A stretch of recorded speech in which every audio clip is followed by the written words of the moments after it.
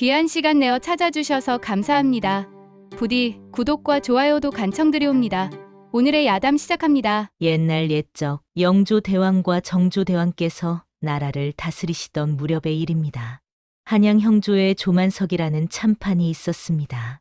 참판은 형조에서 둘째 가는 높은 벼슬로 백성들의 옥사를 다루는 중요한 자리였지요.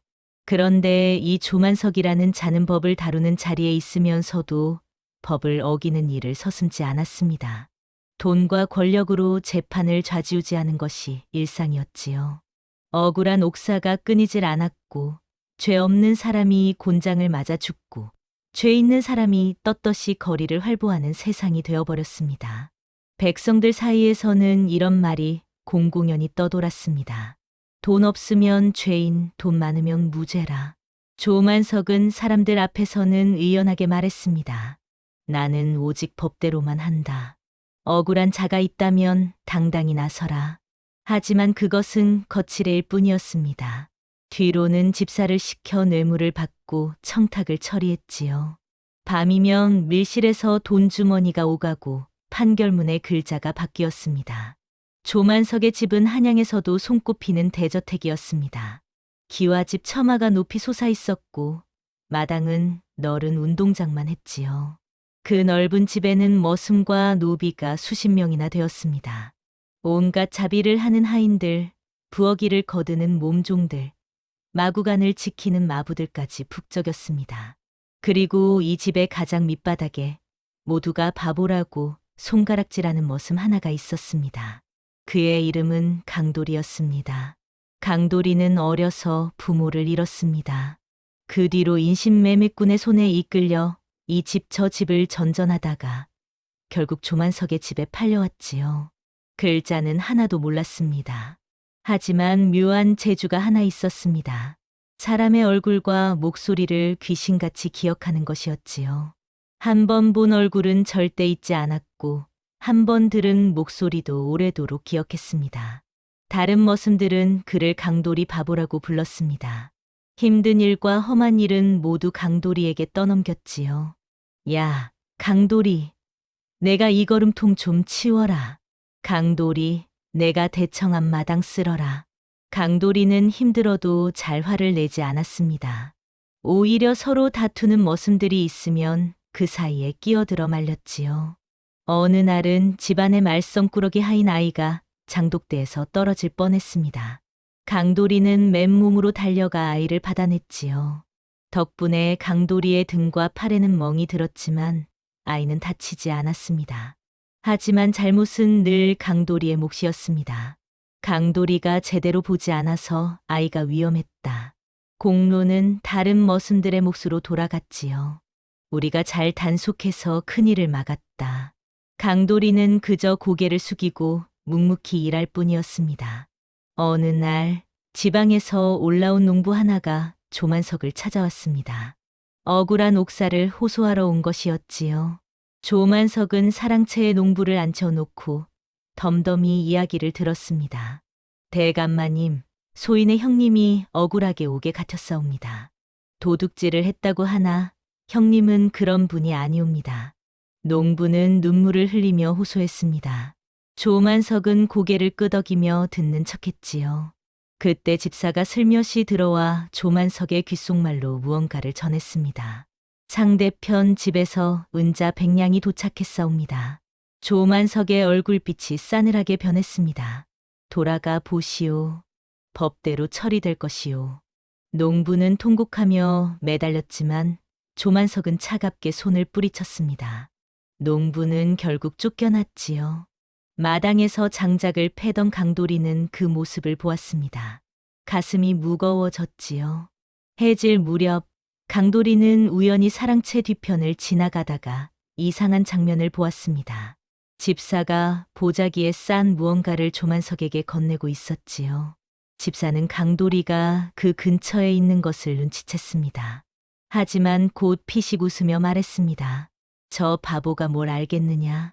그러나 집사의 마음 한구석에는 불안이 자리 잡았습니다. 언젠가는 저놈을 잘라내야겠다고 생각했지요. 높은 양반들과 관아의 벼슬아치들이 모일 자리였지요. 집안은 그 준비로 분주해졌습니다. 머슴들은 밤낮 없이 일했고 몸종들은 음식 준비에 여념이 없었습니다.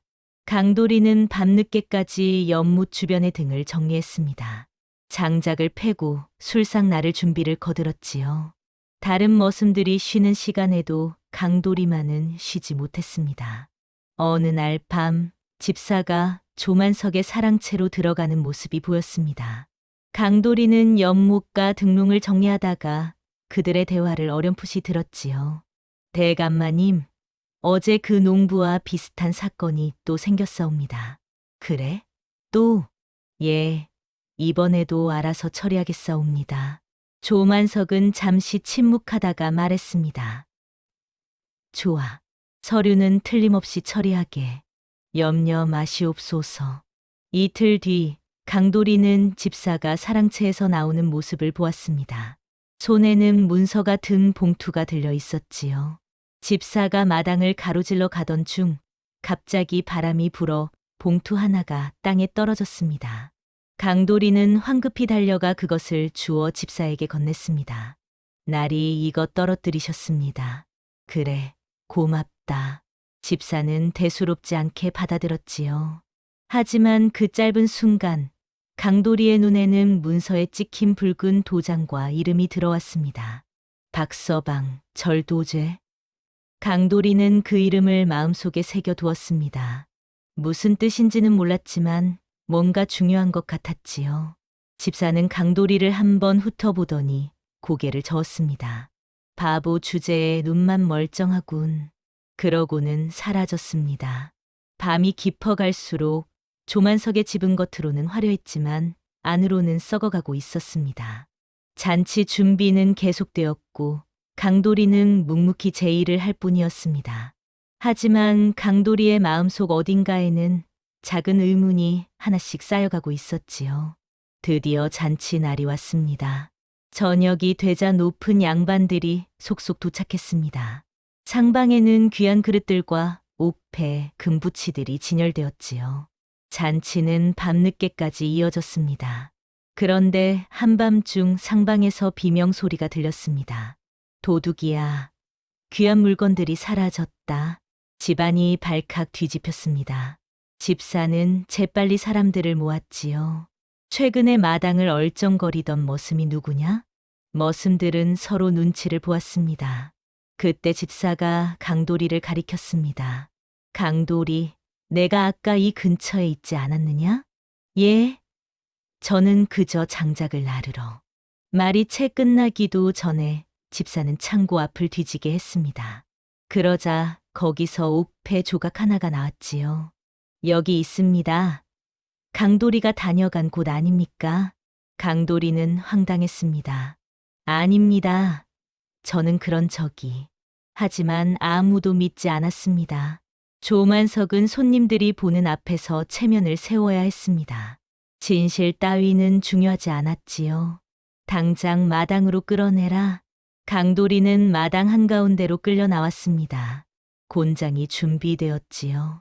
머슴들은 속으로 의심하면서도 감이 나서지 못했습니다. 오히려 몇몇은 자기에게 불똥이 튈까봐 거짓으로 말했습니다. 그놈, 평소에도 수상하더니. 곤장이 강도리의 등을 내리쳤습니다. 한 대, 두 대, 세 대. 강도리는 비명도 지르지 못하고 이를 악물었습니다. 조만석은 차갑게 말했습니다. 당장 이 집에서 쫓아내라. 다음에 이 근처에 얼씬하면 목숨은 장담 못한다. 강도리는 피투성이가 된 채 대문 밖으로 내쳐졌습니다. 강도리는 비틀거리며 한양거리를 헤맸습니다.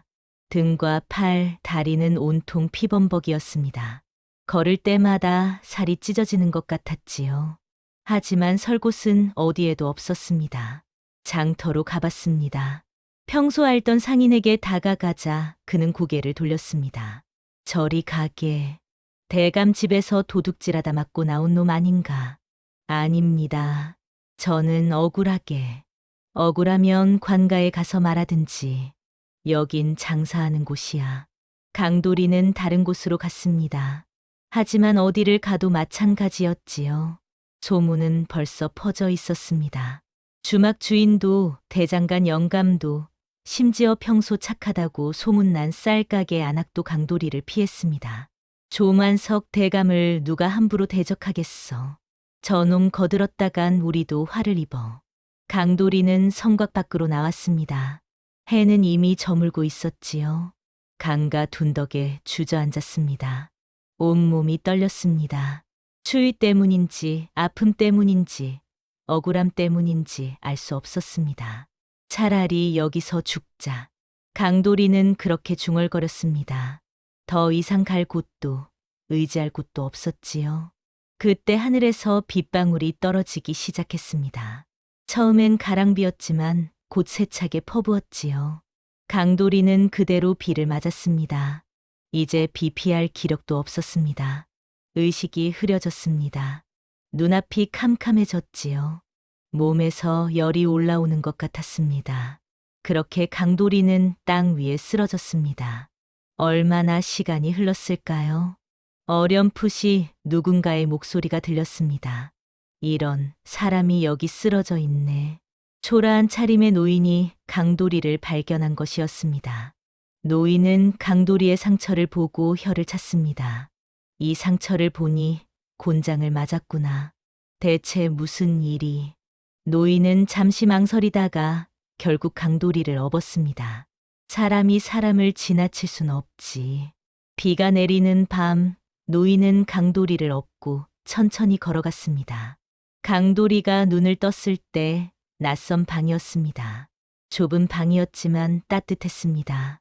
약초 냄새가 났지요. 몸에는 깨끗한 천이 감겨 있었고 상처에는 약이 발라져 있었습니다. 깨어났구나. 노인이 방문을 열고 들어왔습니다. 손에는 따뜻한 죽이 담긴 그릇이 들려 있었지요. 강도리는 황급히 일어나려 했습니다. 저는 아직 움직이면 안 된다. 상처가 덧날 것이야. 노인은 강도리를 다시 눕혔습니다. 그러고는 죽을 떠서 입에 넣어 주었지요. 강도리는 눈물이 났습니다. 태어나서 이렇게 따뜻한 대접을 받아본 적이 없었습니다. 왜 저를 살리셨습니까? 노인은 잠시 창밖을 바라보다가 말했습니다. 길가에 죽어가는 사람을 보고 그냥 지나치면 밤에 잠이 안 오지. 담담한 목소리였지만 그 안에는 깊은 온기가 담겨 있었습니다. 며칠이 지났습니다. 강도리는 서서히 회복되었습니다. 노인은 매일 약초를 다려 먹였고 따뜻한 죽을 끓여 주었지요. 강도리는 생전 처음 제대로 된 음식을 먹었습니다. 잠자리도 편했습니다. 무엇보다 두려움 없이 잠들 수 있다는 것이 신기했지요. 어느 날 저녁 노인이 물었습니다. 이제 좀 나았으니 어찌 이 꼴이 되었는지 말해볼 수 있겠느냐? 강도리는 눈물을 흘리며 모든 것을 털어놓았습니다. 조만석의 집에서 머슴으로 살았던 이야기, 도둑 누명을 쓰고 곤장을 맞은 이야기, 쫓겨나서 갈 곳이 없었던 이야기. 노인은 조용히 듣고 있었습니다. 그런데 강도리의 이야기 중간중간 조만석이라는 이름이 나올 때마다 노인의 눈빛이 변했습니다. 강도리는 그것을 눈치채지 못했지만 노인의 주먹은 조용히 떨리고 있었습니다. 노인은 예전에 조만석 때문에 파직당한 청렴한 현감이었습니다. 하지만 그 이야기는 아직 하지 않았지요. 노인은 강도리의 어깨를 토닥였습니다. 이제 괜찮다. 여기서 몸을 추스르거라. 강도리는 처음으로 안도의 한숨을 내쉬었습니다. 며칠이 더 지나 강도리의 몸은 많이 회복되었습니다. 어느 날 밤 강도리는 노인과 마주 앉아 이야기를 나누고 있었습니다. 노인은 차를 따르며 물었습니다. 조만석의 집에 있을 때 다른 일은 없었느냐? 강도리는 고개를 갸우뚱했습니다. 다른 일이요?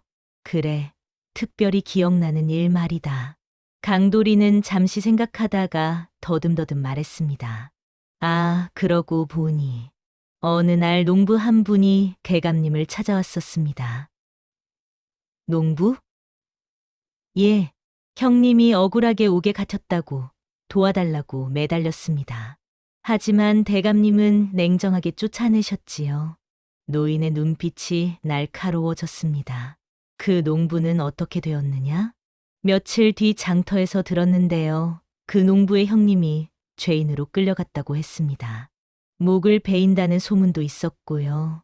노인은 찻잔을 내려놓았습니다. 손이 미세하게 떨렸지요. 또 다른 일은? 집사나리가 대감님께 뭔가를 자주 전했습니다. 보자기에 싼 것들이요. 무거워 보였습니다. 그것을 본 게 확실하냐? 예, 저는 얼굴과 목소리를 잘 기억합니다. 그날 밤 집사 나리의 얼굴이 아직도 생생합니다. 노인은 깊은 한숨을 내쉬었습니다. 이야기를 듣다 보니 예전에 자신이 맡았던 사건과 놀랍도록 비슷한 패턴이었습니다. 수년 전 노인은 한 고을의 현감이었습니다. 청렴하고 공정한 재판으로 백성들의 사랑을 받았지요. 그런데 어느 날 억울한 옥사가 하나 올라왔습니다. 노인은 진실을 파헤치려 했지만 증거가 사라졌습니다. 문서가 조작되었고 증인들이 입을 다물었지요. 노인은 상관에게 보고했습니다. 이 사건은 뭔가 석연치 않습니다. 다시 조사해야 합니다. 하지만 상관은 차갑게 말했습니다. 증거가 없으면 어쩔 수 없지 않은가. 판결을 내리게. 노인이 거부하자 파직 명령이 내려왔습니다. 뒤에서 조만석이 움직였다는 소문만 들렸을 뿐 확실한 증거는 없었습니다. 노인은 강도리의 말을 들으며 확신했습니다. 조만석은 지금도 같은 수법으로 백성들을 죽이고 있다는 것을. 노인은 강도리에게 조용히 말했습니다. 강도라, 나도 옛날에 그놈에게 밟혀 쫓겨난 몸이다. 강도리는 놀란 눈으로 노인을 바라보았습니다. 예? 나는 정의를 세우려다 실패했지. 하지만 너는 다를 수 있다. 노인의 눈에는 묘한 빛이 서려 있었습니다. 강도리는 단순한 불쌍한 모습이 아니었습니다. 노인이 이루지 못한 정의를 다시 세울 수 있는 씨앗이었습니다. 다음 날부터 노인은 강도리에게 글을 가르치기 시작했습니다. 강도라, 살아남으려면 우선 글을 알아야 한다. 글이요? 그래. 글 모르는 자는 억울해도 소리칠 기록을 남기지 못한다. 세상이 어떻게 돌아가는지도 모른다. 강도리는 주눅이 들었습니다. 저는 바보라. 글은 못 배울 것 같습니다. 누가 바보라고 했느냐? 대감님 집 사람들이 모두 그렇게 불렀습니다. 노인은 강도리의 어깨를 잡았습니다. 그들이 널 바보라 부른 건 내가 정말 바보여서가 아니다. 내가 순하고 말이 없어서지. 그건 바보가 아니라 착한 것이다. 노인에게는 조카딸 연희가 있었습니다. 15살 정도 되어 보이는 아이였지요. 연희도 강도리를 가르치는 일을 도왔습니다. 전, 지, 현, 황. 처음엔 더뎠습니다. 강도리는 글자 하나를 익히는데도 한참이 걸렸지요. 하지만 반복해서 가르치자 놀라운 일이 벌어졌습니다. 강도리는 한 번 익힌 글자는 절대 잊지 않았습니다. 마치 얼굴을 기억하듯 글자를 기억했지요. 특히 조만석의 집에서 들었던 이름, 날짜, 장소를 글자로 옮기는데 탁월했습니다. 박서방, 절도죄, 김첨지, 사기죄, 정아무개, 살인죄. 강도리는 집사가 떨어뜨린 문서에서 봤던 이름들을 그리고 머슴들 사이에서 들었던 이야기들을 하나하나 글로 적었습니다. 노인은 감탄했습니다. 하늘이 괜히 너를 살려둔 게 아니구나. 노인은 강도리에게 글자뿐 아니라 세상 돌아가는 이치도 가르쳤습니다. 법이란 게 뭔지 아느냐?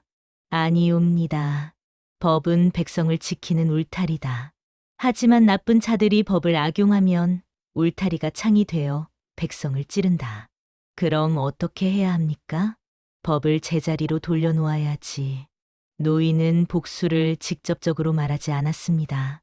대신 세상의 이치를, 법이 어떻게 사람을 살리기도 하고 죽이기도 하는지를 차근차근 가르쳤지요. 석 달이 지났습니다. 강도리는 이제 기본적인 글을 읽고 쓸 수 있게 되었습니다. 간단한 셈도 할 수 있었지요. 무엇보다 달라진 것은 눈빛이었습니다. 예전의 바보 모습은 사라지고 조금 느리지만 영특한 제자가 그 자리에 있었습니다. 노인은 강도리를 바라보며 조용히 미소 지었습니다. 이제 준비가 조금씩 되어가는구나. 강도리가 글과 계산을 어느 정도 익혔을 무렵 포구 근처에서 작은 사건이 일어났습니다. 상인 하나가 다른 상인에게 사기를 당했다며 울부짖고 있었지요. 이놈이 내 문서를 바꿨소. 빚이 원래 10냥이었는데 20냥이라고 적혀 있소. 헛소리 마시오. 여기 문서에 분명히 20냥이라 적혀 있지 않소? 사람들이 모여들었지만 누구도 진실을 가리지 못했습니다. 둘 다 자기 말이 맞다고 우겼지요. 노인은 그 소식을 듣고 강도리에게 말했습니다. 가서 한번 보거라. 내가 배운 것을 써먹을 때가 왔다. 제가요? 그래. 내가 생각한 대로 차근히 살펴보거라. 강도리는 떨리는 마음으로 포구로 갔습니다. 노인과 연희도 뒤따라왔지요. 강도리는 문서를 펼쳐들고 찬찬히 살펴보았습니다. 글자를 하나하나 따라 읽었습니다. 숫자를 확인했지요. 그러다 이상한 점을 발견했습니다. 이 십자가, 다른 글자들과 먹물색이 다릅니다. 사람들이 웅성거렸습니다. 뭐라고? 그리고 여기 날짜도 이상합니다. 이 부분만 종이가 조금 찢어진 것 같습니다. 강도리는 떨면서도 계속 말을 이었습니다. 원래 10냥이었던 것을 나중에 20냥으로 고친 것 같습니다. 사기꾼 상인의 얼굴이 하얗게 질렸습니다. 이게 무슨 헛소리냐? 하지만 사람들이 문서를 자세히 보니 정말로 강도리의 말이 맞았습니다. 노인이 나섰습니다. 문서를 위조한 것은 큰 죄요. 관가에 고발하겠소. 사기꾼 상인은 결국 무릎을 꿇었습니다. 잘못했습니다. 제가 욕심에 눈이 멀어. 억울했던 상인은 눈물을 흘리며 강도리에게 절을 했습니다. 고맙습니다. 정말 고맙습니다. 강도리는 어리둥절했습니다. 생전 처음 누군가에게 고맙다는 말을 들어본 것이었지요. 사람들은 강도리를 칭찬했습니다. 젊은 양반이 눈이 밝구만. 저런 재주가 있다니 대단하오. 강도리는 얼굴이 붉어졌습니다. 돌아오는 길에 노인이 물었습니다. 기분이 어떠냐? 신기합니다. 제가 누군가를 도울 수 있다는 게. 그래. 내가 배운 것은 단순히 글자가 아니다. 진실을 밝히는 힘이다. 노인은 강도리의 어깨를 두드렸습니다. 이것은 연습이었다. 나중에는 더 큰 일을 해야 한다. 강도리는 고개를 끄덕였습니다. 마음 한구석에서 무언가가 자라나고 있었습니다. 용기였습니다.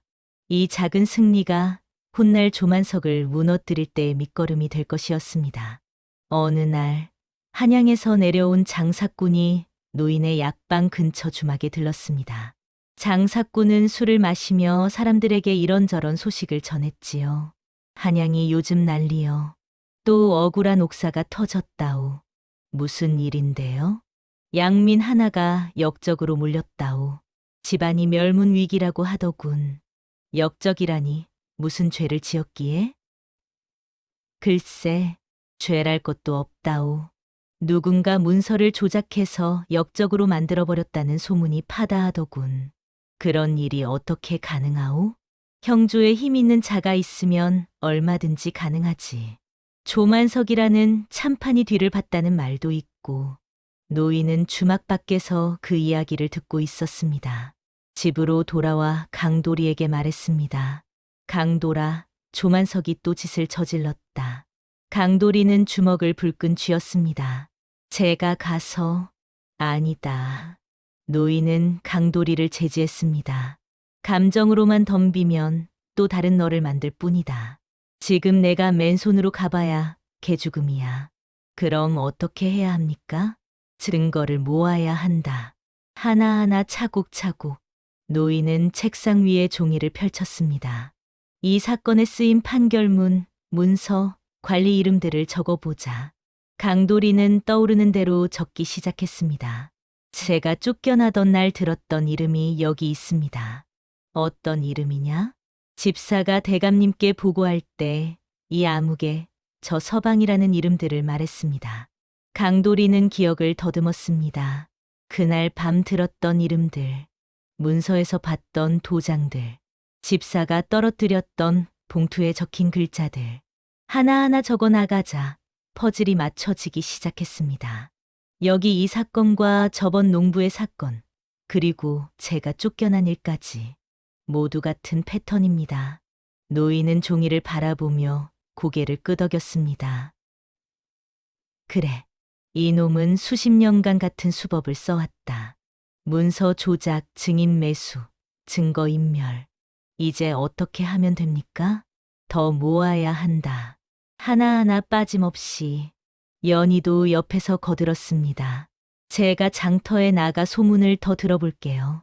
그래, 연희야. 작은 소문이라도 놓치지 마라. 셋은 밤새도록 이야기를 나누며 증거를 정리했습니다. 이것은 단순한 복수가 아니었습니다. 조만석이 저지른 모든 악행을 세상에 드러내는 일이었습니다. 강도리는 촛불을 바라보며 마음속으로 다짐했습니다. 반드시 진실을 밝히겠다고. 억울하게 죽은 사람들을 위해, 그리고 자신처럼 억울한 누명을 쓴 모든 이들을 위해. 노인은 강도리의 눈빛을 보며 조용히 미소 지었습니다. 복수의 필요성이 이제 감정이 아니라 논리와 증거의 차원에서 명확해진 순간이었습니다. 몇 달이 더 지났습니다. 강도리는 이제 글을 제법 읽고 쓸 수 있게 되었습니다. 계산도 능숙해졌고 문서를 분석하는 눈도 생겼지요. 어느 날 저녁 강도리는 노인에게 조심스럽게 말했습니다. 은인께서는 언젠가 다시 그 집 앞에 서고 싶지 않으십니까? 노인은 잠시 침묵했습니다. 창밖을 바라보며 긴 한숨을 내쉬었지요. 나도 한때는 칼을 들고 조만석의 목을 베고 싶었다. 그런데 왜? 하지만 그 길은 또 다른 죄를 낳을 뿐이다. 내가 조만석을 칼로 베면 나도 죄인이 되는 것이야. 노인은 강도리를 바라보았습니다. 복수에는 두 가지가 있다. 하나는 칼로 갚는 복수, 또 하나는 진실로 갚는 복수. 진실로 갚는 복수요? 그래, 조만석이 저지른 악행을 세상에 드러내고 법으로 심판받게 하는 것이다. 강도리는 고개를 끄덕였습니다. 저도 그렇게 하고 싶습니다. 둘은 밤새도록 계획을 세웠습니다. 노인이 말했습니다. 너는 머슴의 이름과 신분으로 움직여라. 조만석은 너를 기억하지 못할 것이다. 예, 나는 옛 관리로서 쌓아둔 인맥을 활용하겠다. 아직 나를 기억하는 이들이 몇 있다. 감사합니다. 연희가 걱정스러운 목소리로 말했습니다. 하지만 위험하지 않을까요? 조만석은 힘이 세잖아요. 노인은 연희의 손을 잡았습니다. 그래서 더 철저히 준비해야 한다. 하나라도 빈틈이 있으면 안 돼. 강도리는 결연한 표정을 지었습니다. 저는 두렵지 않습니다. 이미 한 번 죽을 뻔한 몸입니다. 노인은 강도리의 어깨를 잡았습니다. 두려워해야 한다. 두려움이 있어야 조심스럽게 움직인다. 무모함과 용기는 다르다. 명심하겠습니다. 계획은 이러했습니다. 먼저 강도리가 한양으로 돌아가 조만석 주변을 조사합니다. 그 사이 노인은 옛 동료들을 만나 상소를 준비합니다. 연희는 증거를 모으고 정리하는 일을 돕습니다. 모든 준비가 끝나면 마지막으로 조정에 상소를 올리는 것이었지요. 노인은 마지막으로 강도리에게 당부했습니다. 절대 서두르지 마라. 조만석은 교활한 자다. 조금이라도 의심받으면 모든 게 끝이다. 알겠습니다. 그리고 잊지 마라. 이것은 내 개인의 복수가 아니다. 수많은 억울한 백성들을 위한 일이다. 강도리는 깊이 절을 했습니다. 은혜를 잊지 않겠습니다. 밤하늘에는 별이 총총히 빛나고 있었습니다. 강도리는 별을 바라보며 생각했습니다. 이제 바보 모습이 아니라 진실을 밝히는 자가 되어야 한다고. 몇 년이 흘렀습니다. 강도리는 이제 20이 넘은 청년이 되었습니다. 예전의 바보 모습은 거의 사라졌지요. 말수는 여전히 적었지만 눈빛은 단단해졌습니다. 걸음걸이도 당당했고요. 강도리는 옛 이름을 숨기고 강서방이라는 이름으로 한양에 들어갔습니다. 한양은 예전 그대로였습니다. 아니, 어쩌면 더 나빠진 것 같았지요. 조만석의 집은 예전보다 더 크고 화려해져 있었습니다. 담장이 높아졌고 문지기도 늘어났지요. 하지만 백성들의 원망도 그만큼 커져 있었습니다. 강도리는 먼저 주막으로 갔습니다. 주막에는 온갖 사람들이 모여 이야기를 나누고 있었지요. 형조 조만석이 또 사람을 죽였다더군. 이번엔 누구요? 장터에서 장사하던 박서방이라고. 억울하게 도둑으로 몰렸다오. 강도리는 귀를 쫑긋 세웠습니다.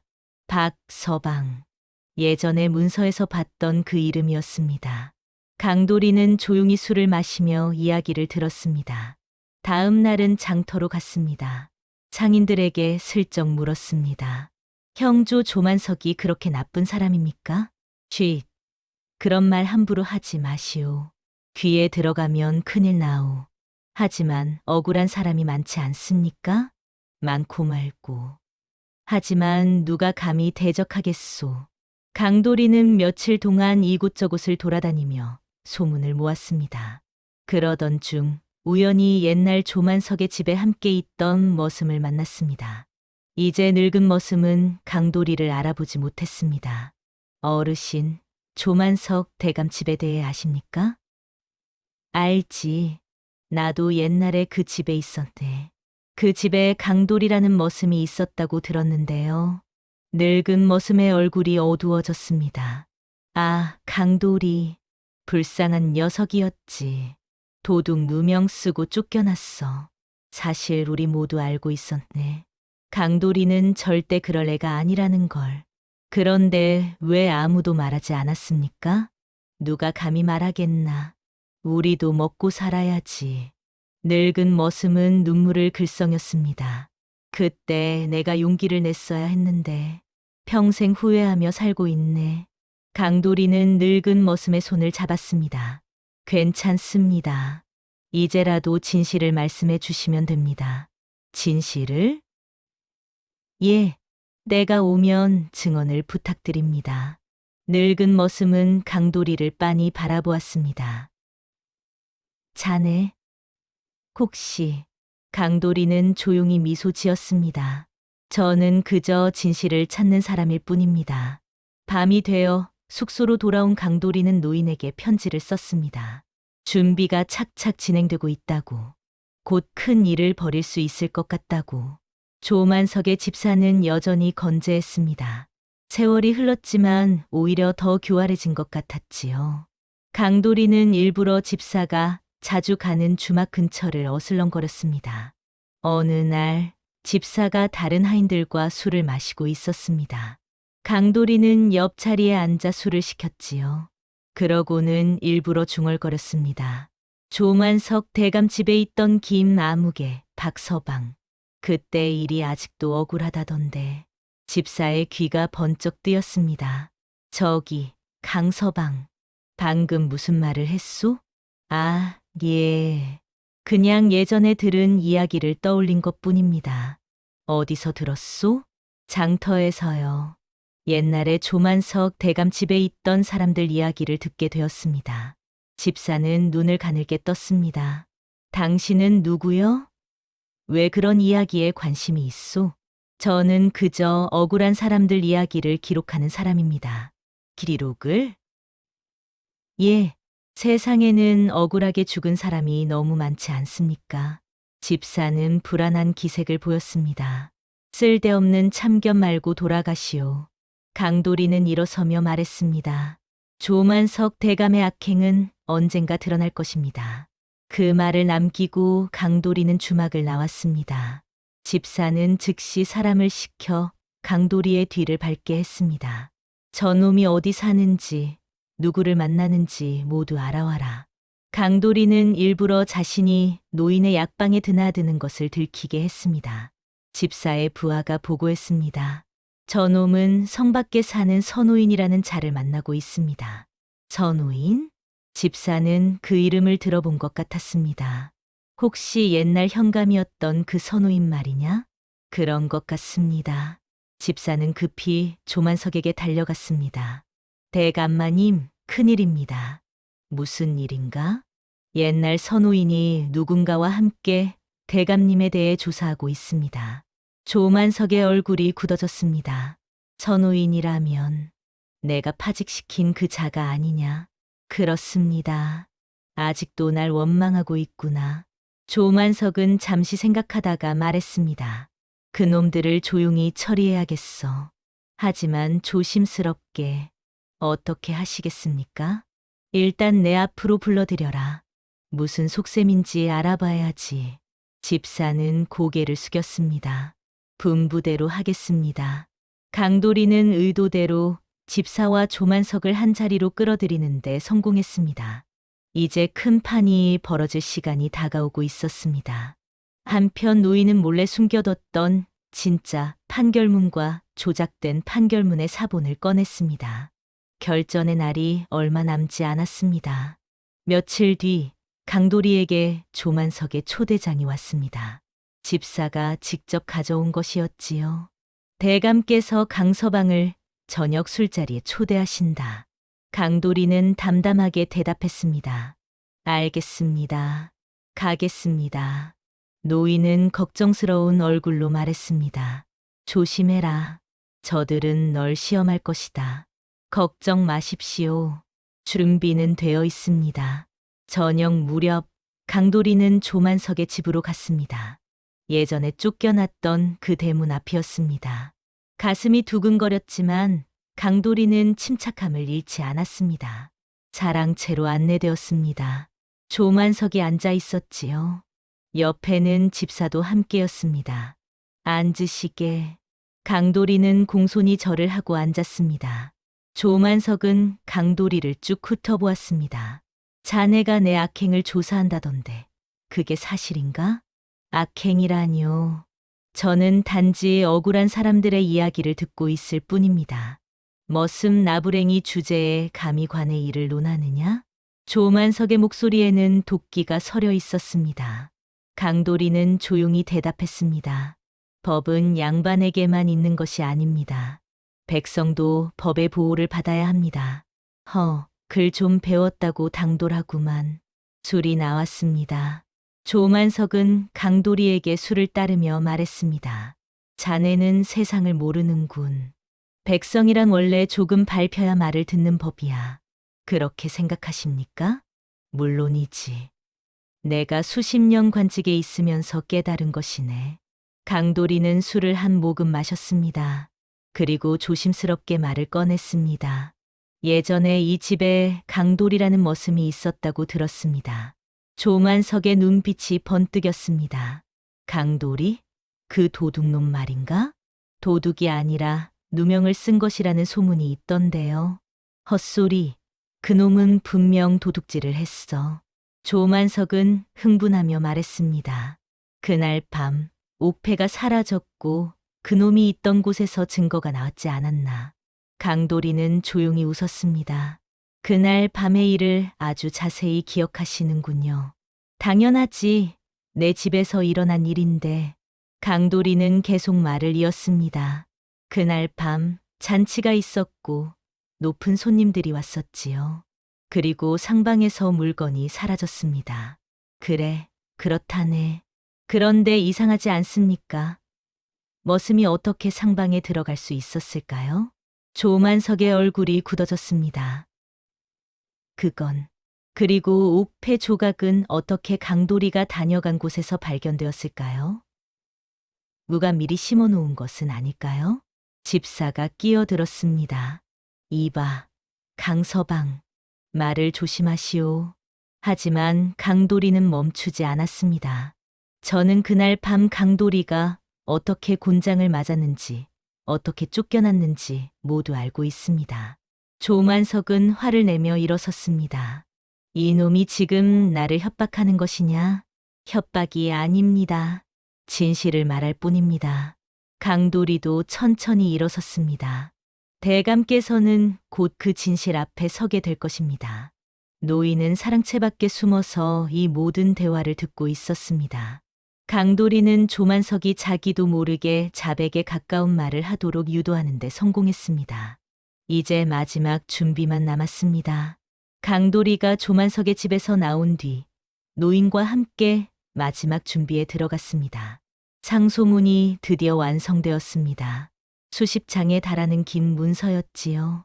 선우인의 옛 사건, 강도리가 당한 누명, 최근의 억울한 옥사들, 그리고 조작된 문서 증거까지 모든 것이 담겨 있었습니다. 노인은 강도리에게 말했습니다. 상소는 내가 올리겠다. 하지만 증인의 자리는 내가 서야 한다. 제가요? 그래.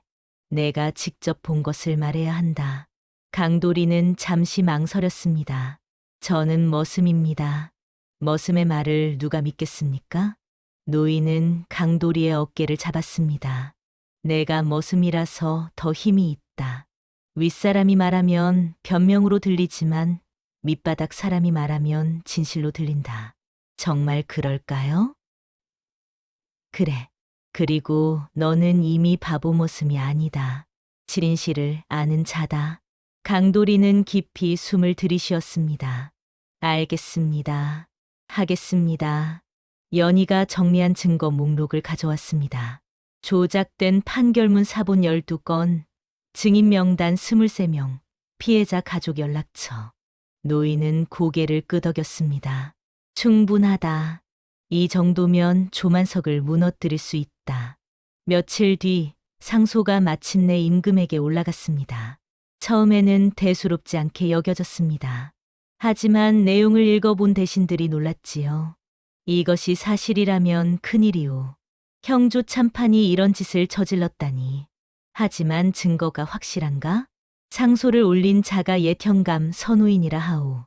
청렴하기로 소문난 분이지. 임금은 직접 상소문을 읽어보았습니다. 그리고 명을 내렸습니다. 조만석을 불러들이라. 그리고 상소를 올린 자들도 함께 오게 하라. 조만석은 변명할 기회라는 명목으로 불려 나왔습니다. 하지만 그것은 함정이었습니다. 진실을 밝힐 마지막 자리였던 것이지요. 노인과 강도리 그리고 연희는 마지막 점검을 했습니다.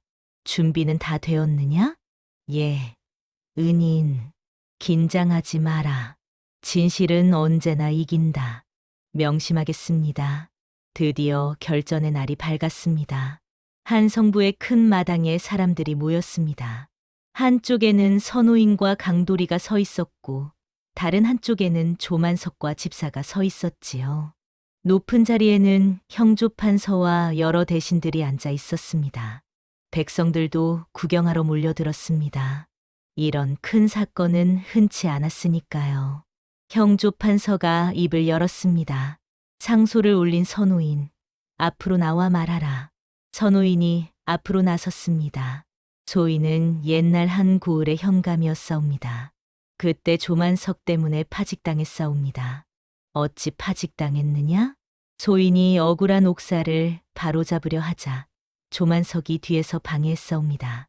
문서가 조작되고 증인들이 사라졌습니다. 대신들이 웅성거렸습니다. 조만석이 나섰습니다. 그것은 사실이 아니옵니다. 저는 법대로만 했을 뿐입니다. 법대로? 선우이는 품에서 문서를 꺼냈습니다. 이것은 진짜 판결문입니다. 그리고 이것은 조작된 판결문입니다. 두 문서를 나란히 펼쳐 보였지요. 글자 하나, 도장 위치 하나까지 다르게 되어 있사옵니다. 대신들이 문서를 자세히 살펴보았습니다. 과연 다르구나. 이것은 명백한 조작이요. 조만석의 얼굴이 하얗게 질렸습니다. 그것은 누군가 거짓으로 만든 것이요. 형조판서가 물었습니다. 그렇다면 증인이 있느냐? 선우인이 강도리를 가리켰습니다. 이자가 직접 목격했사옵니다. 머슴 주제에 어찌 이런 자리에. 대신 하나가 불쾌한 얼굴로 말했습니다. 하지만 형조판서는 손을 들어 제지했습니다. 일단 들어보자. 앞으로 나와 말하라. 강도리는 떨리는 다리로 앞으로 나갔습니다. 가슴이 쿵쿵 뛰었지만 침착함을 잃지 않았지요. 소인의 이름은 강도리옵니다. 강도리? 조만석의 눈이 커졌습니다. 그 도둑놈 강도리가 아니냐? 도둑이 아니옵니다. 강도리는 큰 소리로 말했습니다. 소인은 억울하게 누명을 쓰고 쫓겨났사옵니다. 형조판서가 물었습니다. 자세히 말해보거라. 강도리는 숨을 깊이 들이쉬었습니다. 그리고 그날 밤의 일을 하나도 빠짐없이 말하기 시작했습니다. 여러 해 전 조만석 대감의 집에서 큰 잔치가 있었사옵니다. 소인은 마당에서 장작을 패고 있었사옵니다. 계속하라. 밤늦게 상방에서 물건이 사라졌다는 소리가 들렸습니다. 집사가 사람들을 모았고 소인을 의심했습니다. 증거가 있었느냐? 창고 앞에서 옥패 조각이 나왔다고 했습니다. 하지만 소인은 그곳에 간 적이 없사옵니다. 그렇다면 누가 그것을 놓았단 말이냐? 강도리는 조만석과 집사를 똑바로 바라보았습니다. 집사가 미리 심어놓은 것이옵니다. 무슨 근거로? 집사가 소리쳤습니다. 강도리는 계속 말했습니다. 그 전에 소인은 우연히 집사와 대감이 뇌물을 주고받는 장면을 보았사옵니다. 집사는 소인이 본 것을 알았고 소인을 없애려 했던 것이옵니다. 거짓말이오. 조만석이 벌떡 일어났습니다. 하지만 강도리는 멈추지 않았습니다. 소인은 그날 밤 곤장을 맞았사옵니다. 한 대, 두 대, 세 대. 등과 다리가 찢어졌사옵니다. 강도리는 옷을 걷어 등에 흉터를 보였습니다. 백성들이 웅성거렸습니다. 저것 봐라. 정말 곤장 자국이다. 불쌍한 사람이로구나. 강도리는 눈물을 참으며 말을 이었습니다. 소인은 쫓겨나 죽을 뻔했사옵니다. 하지만 선호인께서 소인을 살려주셨고 진실을 밝힐 기회를 주셨사옵니다. 형조판서가 물었습니다. 조만석의 다른 악행도 알고 있느냐? 예, 소인은 조만석 대감 집에 있을 때 여러 일을 보고 들었사옵니다. 강도리는 품에서 종이를 꺼냈습니다. 이것은 소인이 기억하여 적은 것이옵니다. 조작된 사건들의 이름과 날짜, 관련된 사람들. 선호인이 보충 설명을 했습니다. 이 자는 사람의 얼굴과 목소리, 그리고 본 것을 귀신같이 기억하옵니다. 이 목록은 모두 사실이옵니다. 대신들은 목록을 살펴보았습니다. 점점 더 놀란 표정을 지었지요. 이때 늙은 머슴 하나가 앞으로 나왔습니다. 소인도 증언하고 싶사옵니다. 누구냐? 소인은 조만석 대감 집에서 일했던 늙은 머슴이옵니다. 강도리는 절대 도둑이 아니옵니다. 다른 사람들도 하나둘 나왔습니다. 소인의 아버지도 조만석 때문에 억울하게 죽었사옵니다. 소인의 형님도. 증인들이 줄을 이었습니다. 조만석과 집사는 더 이상 변명할 수 없었습니다. 형조판서는 같이 일했던 하급 관리들도 불러들였습니다. 그들 중 몇 명은 양심의 가책을 못 이겨 자백했습니다. 죄송합니다. 저희도 조만석의 명령을 따를 수밖에 없었습니다. 문서를 조작하라는 명령을 받았습니다.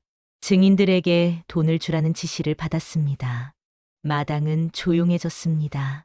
모든 진실이 드러난 순간이었습니다. 형조판서는 조만석을 엄하게 바라보았습니다. 조만석, 이 모든 것이 사실이냐? 조만석은 말문이 막혔습니다. 더 이상 변명할 거리가 없었습니다. 그는 바닥에 주저앉았지요. 소인이 잘못했습니다. 백성들 사이에서 탄성이 터져 나왔습니다. 드디어 저놈이 무너지는구나. 하늘이 보고 계셨다. 형조판서는 옆에 대신들과 의논했습니다. 잠시 뒤 판결이 내려졌습니다. 조만석은 법을 어기고 백성을 해친 죄가 명백하다. 다음과 같이 벌을 내린다. 첫째, 관직을 박탈한다. 조만석의 얼굴이 흑빛이 되었습니다. 둘째, 재산의 절반 이상을 몰수하여 피해자들에게 돌려준다. 셋째, 유배형에 처한다. 넷째, 집사를 비롯한 공모자들도 각자의 죄에 따라 처벌한다. 판결이 끝나자 백성들은 환호했습니다. 만세, 만세, 정의가 살아났다. 조만석은 포졸들에게 끌려나갔습니다. 한때 한양에서 가장 높았던 형조 참판이 이제는 죄인이 되어 사라진 것이었지요. 강도리는 그 모습을 조용히 바라보았습니다. 통쾌함보다는 허무함이 먼저 밀려왔습니다. 씁쓸하기도 했지요. 선호인이 옆에서 물었습니다. 통쾌하냐? 강도리는 잠시 생각하다가 대답했습니다. 예, 그런데 마음 한켠이 허합니다. 왜 그렇겠느냐? 조만석이 무너졌지만 억울하게 죽은 사람들은 돌아오지 않습니다. 그들의 가족은 여전히 슬픔 속에 있을 것입니다. 선호인은 강도리의 어깨를 토닥였습니다. 그래, 복수는 그런 것이다. 통쾌하지만 동시에 슬프다. 되돌릴 수 없는 것들이 너무 많기 때문이지. 그렇다면 왜 이 일을 했습니까? 더 이상의 희생을 막기 위해서다. 조만석이 계속 살아있었다면 더 많은 사람들이 죽었을 것이다. 강도리는 고개를 끄덕였습니다. 백성들이 강도리에게 다가왔습니다. 고맙소, 강도리. 덕분에 우리가 살았소. 당신은 영웅이요. 강도리는 손사래를 쳤습니다. 저는 영웅이 아닙니다. 그저 억울함을 풀었을 뿐입니다. 늙은 머슴이 강도리 앞에 무릎을 꿇었습니다. 미안하네, 강도리. 그때 내가 용기를 냈어야 했는데. 강도리는 늙은 머슴을 일으켰습니다. 괜찮습니다. 이제라도 진실을 말씀해 주셔서 고맙습니다. 형조판서가 강도리를 불렀습니다. 강도리, 내가 큰 공을 세웠다. 소원이 있으면 말해보거라. 강도리는 잠시 고민했습니다. 그리고 조심스럽게 입을 열었습니다. 소인이, 감히 한 가지 부탁을 드려도 되겠사옵니까? 말해보거라. 억울한 사람들의 이야기를 적어둘 수 있는 작은 방 하나를 허락해 주십시오. 작은 방? 예, 글 모르는 백성들이 억울한 일을 당하면 대신 적어주고 싶사옵니다. 형조판서는 감탄했습니다. 훌륭한 마음이로다. 허락하겠다. 강도리는 깊이 절을 했습니다. 감사하옵니다. 선호인도 칭찬했습니다. 내가 자랑스럽구나. 연인은 눈물을 흘렸습니다. 오빠, 정말 대단해요. 강도리는 하늘을 올려다보았습니다. 구름 사이로 햇살이 비추고 있었습니다. 오랜 비 끝에 마침내 해가 뜬 것 같았습니다. 강도리는 마음속으로 다짐했습니다. 앞으로 더 많은 억울한 사람들을 도와야겠다고. 그것이 자신을 살려준 선호인에게 보답하는 길이라고. 사건이 끝난 뒤 한양은 조금씩 변해갔습니다. 조만석의 집은 한동안 비워졌다가 관아 창고로 쓰이게 되었습니다. 일부는 가난한 백성들을 위한 쉼터로 바뀌었지요. 선호인에게는 명예회복과 함께 작은 벼슬 자리가 제한되었습니다. 선호인, 다시 현감으로 나가시지 않겠소? 하지만 선호인은 고개를 저었습니다. 감사하옵니다만 이제 저는 조용한 삶을 살고 싶사옵니다. 그렇다면 한양에서라도 일을 도와주시오. 강도리를 도우며 지내는 것으로 만족하겠사옵니다. 형조판서는 강도리에게 약속한 대로 작은 방 하나를 내주었습니다. 한성부 근처의 조용한 골목에 있는 방이었지요. 강도리는 그곳에 책상과 붓, 종이를 갖추었습니다.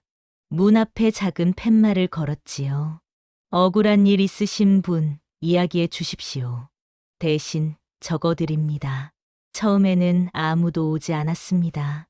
하지만 소문이 퍼지면서 하나둘 사람들이 찾아왔습니다. 강서방, 저희 아버지가 억울하게 빚을 졌사옵니다. 제 아들이 누명을 썼는데 어찌해야 할지. 강도리는 그들의 이야기를 차근차근 들었습니다. 그리고 글로 정리하여 관가에 전달했지요. 선호인은 옆에서 법과 절차를 조언했습니다. 이 경우에는 이렇게 상소를 올려야 한다. 증거가 부족하면 증인을 더 찾아야 한다. 연희는 글을 못 읽는 아낙들과 아이들을 가르치기 시작했습니다. 작은 서당을 열었지요. 천, 지, 현, 황. 아이들의 낭낭한 목소리가 골목에 울려 퍼졌습니다. 어느 날 늙은 머슴이 찾아왔습니다. 강돌이, 나도 뭔가 도울 일이 없겠나? 어르신, 감사합니다. 이리 오셔서 백성들 이야기를 들어주시면 좋겠습니다. 늙은 머슴도 강돌이를 돕기 시작했습니다. 때로는 억울한 사건이 잘 해결되어 감사의 인사를 받기도 했습니다. 강서방 덕분에 저희 집안이 살았습니다. 정말 고맙습니다. 강돌이는 그때마다 겸손하게 말했습니다. 저는 그저 제가 받은 은혜를 갚을 뿐입니다. 어느 날 저녁 선호인과 강돌이는 마루에 앉아 차를 마셨습니다. 강돌아, 행복하냐? 예, 은인. 이보다 더 행복할 수 없습니다. 내가 이렇게 자라준 것이 나는 자랑스럽다. 은인께서 저를 살려주지 않으셨다면 이 모든 일은 없었을 것입니다. 아니다. 내 안에 이미 씨앗이 있었다. 나는 그저 물을 준 것뿐이야. 둘은 조용히 웃었습니다. 하늘에는 별이 총총히 빛나고 있었습니다. 강돌이는 별을 바라보며 생각했습니다. 세상에는 아직도 억울한 사람이 많다고. 하지만 자신처럼 도움의 손길을 만나면 일어설 수 있다고. 그래서 자신은 계속 이 일을 할 것이라고. 조만석의 집은 이제 쉼터가 되었고 그곳을 지나는 백성들은 말했습니다. 저기가 옛날 악덕 대감이 살던 집이라지. 이제는 우리 같은 백성들을 위한 곳이 되었다니 세상 참 좋아졌어. 강돌이의 작은 방은 날이 갈수록 바빠졌습니다. 하지만 강돌이는 지치지 않았습니다. 오히려 더 힘이 났지요. 이것이 바로 자신이 살아남은 이유라고 강돌이는 믿었습니다. 세월이 흘러 수십 년이 지났습니다. 어느 한적한 마을의 사랑방에 사람들이 모여 앉아 있었습니다. 늙은 이야기꾼 하나가 부채를 들고 이야기를 시작했지요. 옛날 한양에 바보머슴 하나가 대감을 쓰러뜨렸다는 이야기를 아십니까? 젊은이 하나가 물었습니다. 바보머슴이 어떻게 대감을 이길 수 있습니까? 이야기꾼은 빙그레 웃었습니다. 그 이야기를 지금부터 들려드리겠습니다. 이야기꾼은 천천히 이야기를 풀어나갔습니다. 강돌이가 어떻게 억울한 누명을 썼는지, 선호인이 어떻게 그를 살렸는지, 둘이 함께 어떻게 조만석의 악행을 밝혔는지. 사람들은 숨죽여 들었습니다. 결국 조만석은 유배를 갖고 강돌이는 백성들을 돕는 사람이 되었습니다. 한 안악이 물었습니다. 머리가 좋아서 이긴 것입니까? 이야기꾼은 고개를 저었습니다. 아닙니다. 머리가 좋아서 이긴 게 아니라 억울함을 잊지 않고 은혜를 잊지 않아서 이긴 것이지요. 또 다른 이가 물었습니다. 그런데 복수는 나쁜 것 아닙니까? 이야기꾼은 잠시 생각하다가 대답했습니다. 사사로운 원한으로 사람을 해치는 것은 복수입니다. 하지만 많은 사람의 억울함을 함께 풀어주는 것은 의로움입니다. 사람들은 고개를 끄덕였습니다. 이야기꾼은 계속 말했습니다. 강돌이는 칼로 복수하지 않았습니다. 진실로 복수했습니다. 그래서 조만석은 무너졌고 백성들은 희망을 얻었지요. 젊은이가 물었습니다. 그 강돌이는 어떻게 되었습니까? 강돌이는 평생 백성들을 도우며 살았다고 합니다. 선호인과 함께 억울한 이들의 이야기를 들어주고 대신 글을 써주고 관가에 전달해 주었지요. 훌륭한 분이었군요. 그렇습니다. 바보머슴이라 업신여기던 그 사내가 결국 대감을 무너뜨리고 백성들에게 길을 열어주었으니 사람을 겉모습만 보고 함부로 판단하지 말지어다. 이야기가 끝나자 사람들은 한동안 말이 없었습니다. 가슴 깊은 곳에서 무언가 울림이 있었습니다. 한 젊은이가 일어나며 말했습니다. 저도 강돌이처럼 살고 싶습니다. 어떻게 말인가? 억울한 사람을 보면 외면하지 않고 도울 수 있는 일을 찾아야겠습니다. 이야기꾼은 흡족한 표정을 지었습니다. 그렇게 하십시오. 우리 모두 조금씩 강돌이가 된다면 세상은 조금씩 나아질 것입니다. 젊은이는 집으로 돌아가는 길에 골목에서 허름한 차림의 머슴을 만났습니다. 예전 같았으면 그냥 지나쳤을 것입니다. 하지만 이제는 달랐습니다. 젊은이는 먼저 인사를 건넸습니다. 안녕하십니까? 머슴은 놀란 표정으로 인사를 받았습니다. 아, 예. 안녕하십니까? 작은 인사 하나가 세상을 조금씩 바꾸고 있었습니다. 옛말에 백절불굴이라는 말이 있습니다. 어떠한 난관에도 굽히지 않고 이겨나간다는 뜻이지요. 강돌이는 바보머슴으로 태어났지만 굽히지 않았습니다.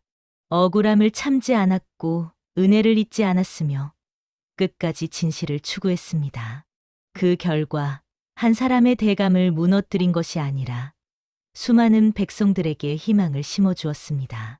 세상에는 아직도 억울한 일이 많습니다.